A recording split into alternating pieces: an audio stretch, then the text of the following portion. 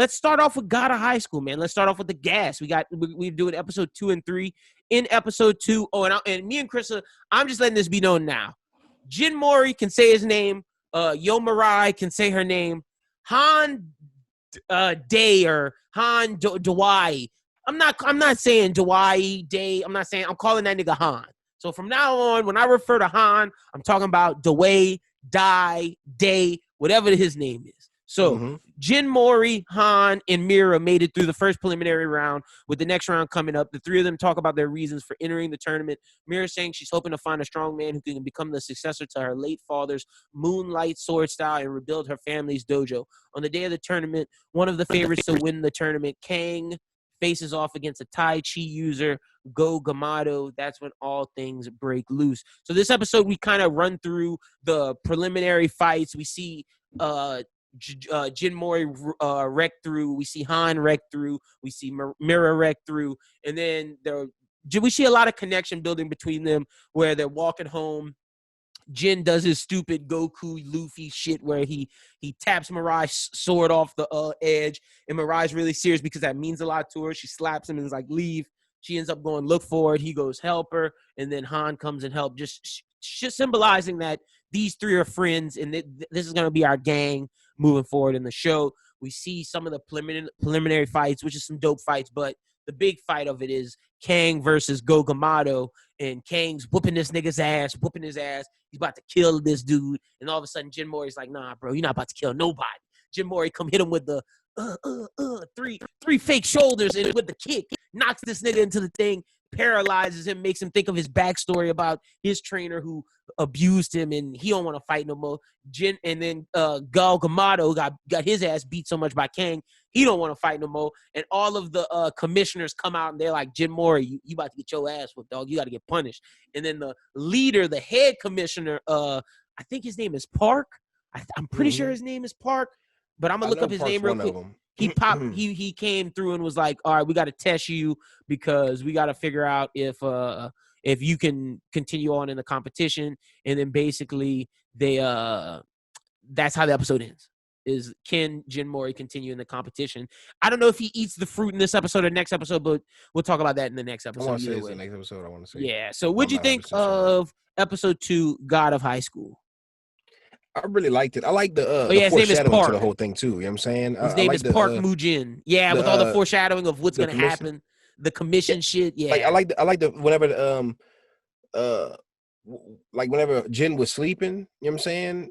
Mori, whatever. You know what I'm saying? How he was sleeping, Jin Mori, and how Sun had pulled up and he was like fucking with him in his sleep, and he just didn't. He was unfazed in his sleep. You feel me? So he just started to fuck with the other nigga, and he like kind of wakes up out of his sleep and be like, "Hey, stay on guard." It's like that's kind of foreshadowing to as soon as the fight happens, Son getting his ass whooped, Jin got to step in and save his ass and be like, hey, you're doing too much right now. You know what I'm saying?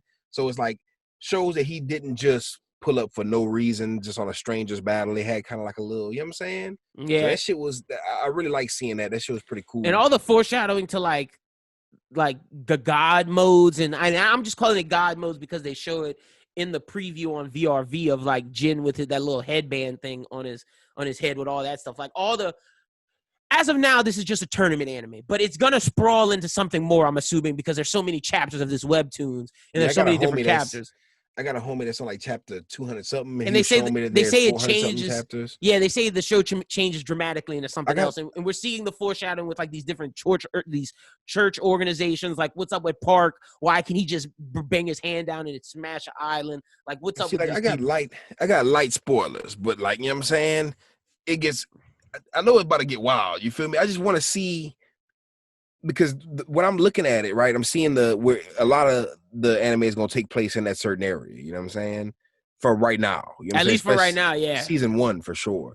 I want to see how expansive they can get and how big they make it. You know what I'm saying? I'm already seeing some kind of shit foreshadowing to it being a bigger picture, but that's what I'm interested in. Because I'm not going to lie, the fights are really great. Oh, fights are amazing. I'm here for. The choreography is just on point. And in episode 2, with just the fight between Go Gamato and Kang, such a good fight when Go Gamato's whipping his ass with no arms, and then Kang's like, all right, bro, one arm out, start busting your ass. He was like, nah, I'm gonna take my other arm out, really bust your ass. And then when Jin came and just wrecked shop on him, Super, super dope episode. I give this a solid 4. Solid 4. My higher ranking comes with the next episode. I'll give it a good 4.2, 4.3, just because I really like the beginning too. I like how Ymira, how she's like chick samurai, the like kind of archetype. You know what I'm saying? You know how there's always that like there's that Zoro in the clique. They got the swords. It's like you gotta have a swordsman in the clique. And I like the fact that it's a chick. And I like the fact that she's doing it for a good reason in a time that's way past that. Like you could tell that he's trying to pass on, or he was trying to pass on the sword style or whatever the specifics is about it. And we learned her backstory in 2. We learned Han's in 3. And both Han and her have great reasons for doing what they do. But episode 3, Mira, he like them more than I like the Jin Mori, the main character. Yeah. Well, we gotta learn more about Jin Mori. I know some because I got deep enough to where the preliminary tournament ends. I got into arc 2 and then I stopped at arc. Well, I had to move to a different site and I just never moved to the site. But I stopped at arc 2 after arc 2. So Jin Mori progresses as you learn more about him. He's supposed to be a mystery, but in episode 3 they start foreshadowing it, like why is Park interested in Jin Mori's grandfather? Like, why is Park interested in Jin Mori's life? He gave him this fruit.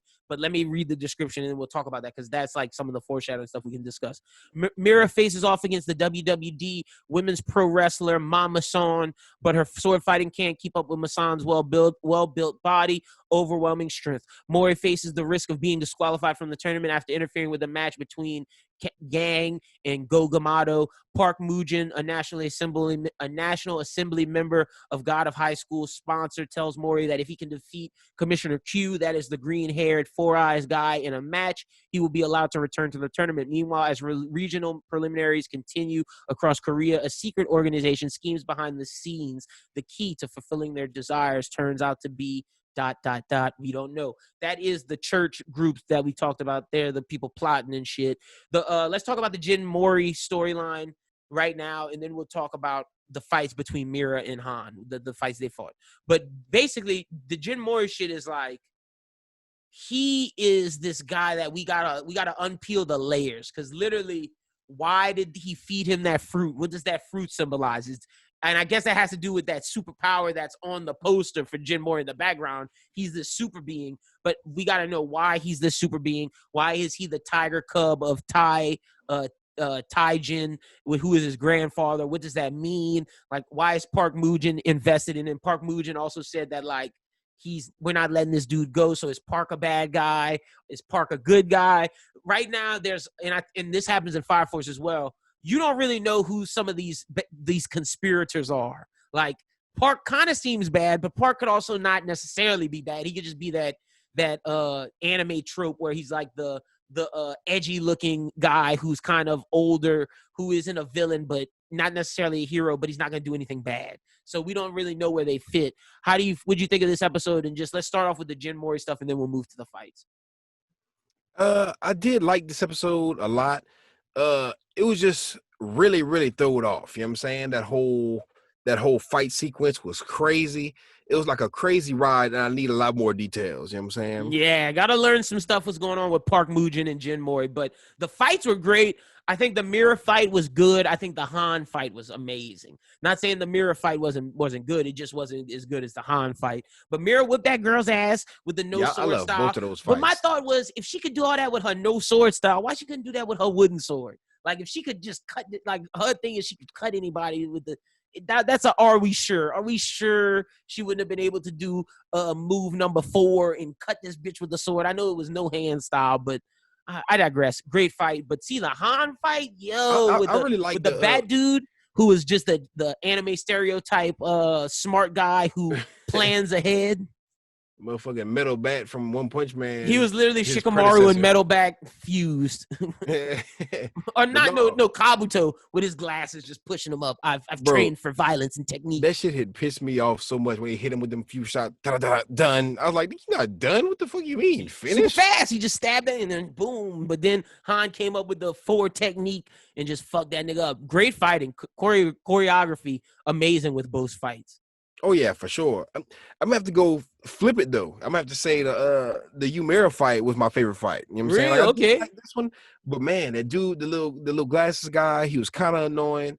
And I'm not gonna lie, I was expecting I was expecting Han to whoop his ass, like just because he seems like the badass character. You know what I'm saying? Like that archetype, like the dark, mysterious The badass. friend. Kind of sweet to it. The same. He reminds me of like Kuwabara a lot. You know what I'm saying? To a Oh, certain and his extent. backstory is great. The fact that his friend's sick and he's trying to win this to wish his friend Leorio, to be the better. whole Kuwabara archetype. You know what I'm saying? Like I gotta get some money so I can help my friend. You know what I'm saying? It's like he's like the biggest sweetheart, but you can tell he's tough, like the Iron Giant. You know what I'm saying? Whatever.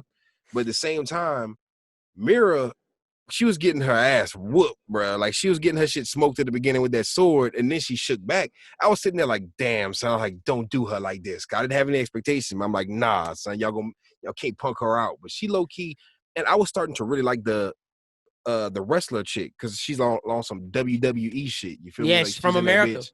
And I love that shit. You feel me? Because she really stuck to the style as far as the going back, like the whole choreography of the fight. It was so realistic as far as everything that would have happened the way it happened. And I like watching it because being a fan of that old WWE wrestling style, I feel like they incorporated that well, especially when you add in the other fighting techniques that were added in. Like when she did that little swivel move, you know what I'm saying? She did like real the little wrestling, helicopter. yeah. That was some gangster shit, son. And it was animated beautifully. So I like that one. I like the other fight as well. Two top tier fights, especially from the two side main characters. What you giving this 1 out of what you giving this? 1 out of 5. I'll give this one another 4.2, 4.3ish. Just because they both kept me on a same little high. You feel me? This one I'm putting at like 4.3, 4.4. I really like this one a little more than the other one, but like you said, both are left you on a high because like we watch these episodes back to back. We don't watch them the week they come out. We kind of wait for them to pile up. But I know at least that's what we do just for our review, and I love doing it because it's like I'm getting two little movies back. Like I'm getting like a little movie when I watch it.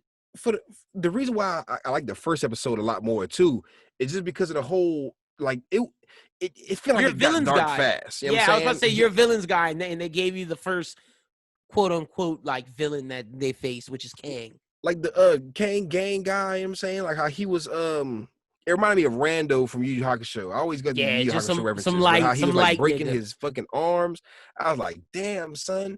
Like whenever they told him, you know what I'm saying? He's like, you gonna have to take both of your arms out to beat me. He only took one arm out and then he was already down before the other arm came out. He's like, nah, I'm gonna take the other arm out, but it's gonna be to fuck you up more. Yeah. I feel like the whole banter of the series. I'm sitting there watching episode 1, seeing where the series is gonna go. So now we're at episode 2 and 3. I'm like, okay, where we going? So I'm really excited about that story. You feel me?